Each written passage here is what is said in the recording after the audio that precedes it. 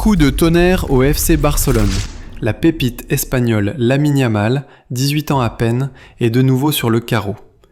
Alors que les supporters espéraient le voir briller face à Séville, une blessure persistante pourrait tout changer. Selon les dernières informations, Lamine Yamal souffre à nouveau d'une gêne au pubis. Une douleur qui s'est aggravée après la défaite du Barça face au Paris Saint-Germain en Ligue des Champions. Résultat, l'ailier manquera plusieurs semaines de compétition, entre 2 et 3 exactement, selon le communiqué officiel du club. Le timing est catastrophique. Quelques heures seulement après l'annonce de sa convocation avec la Roja pour les éliminatoires de la Coupe du Monde. Des matchs qu'il va forcément manquer. Cette blessure met à nouveau en lumière les tensions entre le FC Barcelone et la sélection espagnole. Hansi Flick, l'entraîneur du Barça, accuse l'Espagne de ne pas avoir pris soin de son joyau.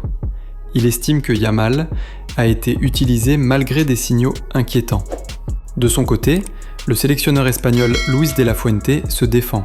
Pour lui, aucun risque n'a été pris. Si Yamal a joué, c'est qu'il était apte. Une version bien différente de celle du Barça. Ce n'est pas la première fois que Yamal est touché. Déjà le mois dernier, il avait manqué 4 matchs à cause d'une gêne similaire. Pourtant, il est revenu fort, disputant notamment plus de 90 minutes contre le PSG. Mais cette rechute soulève des questions. La gestion de sa santé est-elle optimale ?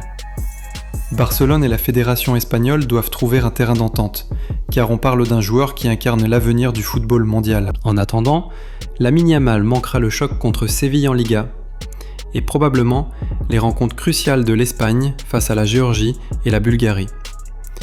Une absence lourde pour son club comme pour sa nation.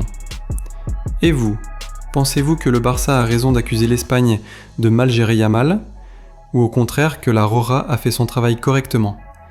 Dites-le en commentaire et abonnez-vous pour suivre toutes les coulisses du football mondial.